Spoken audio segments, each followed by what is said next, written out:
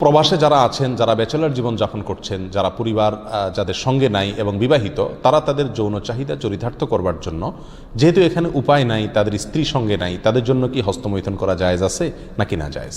কোরআনে কারিমে আল্লাহ সুবহানাহু ওয়া তাআলা বলেছেন, ওয়াল্লাযীনা হুম লিফুরুজিহিম হাফিজুন ইল্লা আলা আজওয়াজিহিম আও মা মালাকাত আইমানুহুম ফাইন্নাহুম গায়রু মালুমিন ওয়া ফামান ইবতাগা ওয়ারাআ যালিক ফাউলাইকা হুমুল আদুন। তিনটি আয়াত আল্লাহ তাআলা বলেছেন, কৃতদাসী এবং নিজের স্ত্রী, এই দুই শ্রেণী ছাড়া, এই দুটি ক্ষেত্র ছাড়া অন্য কোনো জায়গা যাদের লজ্জাস্থানকে তারা ব্যবহার করে না, সেই সমস্ত লোকেরা সফল মুমিন, তারা সার্থক মুমিন।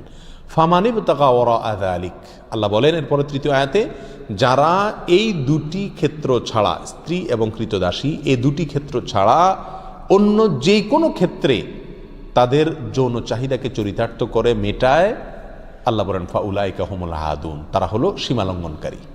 তাহলে এই আয়াতের আলোকে পরিষ্কারভাবে একজন মুমিনের জন্য হস্তমৈথুন করার কোনো অধিকার, কোনো সুযোগ, কোনো অনুমতি ইসলামী শরীয়তে নাই।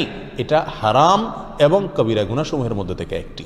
যারা প্রবাসে আছেন, এমন কোনো দেশে যদি থাকেন যেই দেশে তিনি তার যৌন চাহিদা না মেটালে নিশ্চিতভাবে গুনাহে লিপ্ত হয়ে যাবেন, জেনায় লিপ্ত হবেন, কারণ সেখানে জেনার অবাধ সুযোগ রয়েছে, এরকম যদি পরিস্থিতি হয় তাহলে নিজেকে রক্ষা করবার জন্য, অর্থাৎ বড় অপরাধ থেকে অপেক্ষাকৃত কম বড় অপরাধ যেটা, সেটাই তিনি লিপ্ত হতে পারেন, অর্থাৎ হস্তমৈথুন করতে পারেন। এটা কোনো ওলামা ইকরামের মত। অবশ্য অন্য ওলামা ইকরাম বলেছেন সর্বাবস্থায় হস্তমৈথুন করা কি হারাম।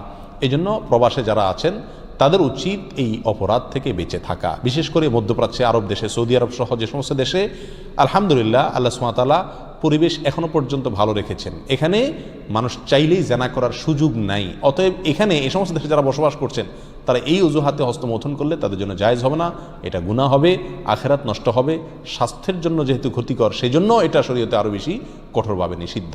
এর জন্য সবর করতে হবে। নবী আলাইহিস সালাম বলেছেন, মান ইসতাতাআ মিনকুমুল বাআতা ফালিয়াতাযাওয়াজ, কার যদি সাধ্য থাকে সে নিজের চরিত্রকে হেফাজত করার জন্য বিয়ে শাদী করে। যদি বিয়ে শাদী করতে না পারে, এর মাধ্যমে সে নিজের চরিত্রকে হেফাজত করার মতো আর্থিক সঙ্গতি তার না থাকে, তাহলে নবী আলাইহিস সালাম বলেছেন ফালাইহি বিসসাওম, সে যেন রোজা রাখে।